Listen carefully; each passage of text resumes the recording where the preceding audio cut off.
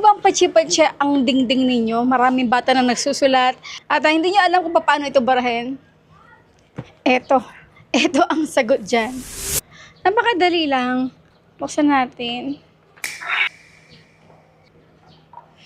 At may kasama na itong roller. Cute. Kung pintura na, agad-agad. Yun.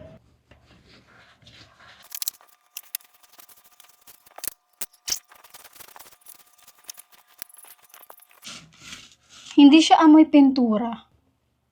No, amoy. Good. Ito yung first layer. Ito yung second layer. At ito naman ang before natin mag-apply ng pintura. Ano antay ko dito after ko siyang magamit? Napakadali lang talaga guys. Talagang mamamangha kayo sa capability nitong pintura na ito. At after ko nga ito gamitin, hinugasan ko ng pinaka-roller at yung pinaka-lalagyanan nito. So kung gusto nyo na matry, wala na pa tumpik-tumpik pa, ilalagay ko na yung link sa comment box section or sa ating yellow basket.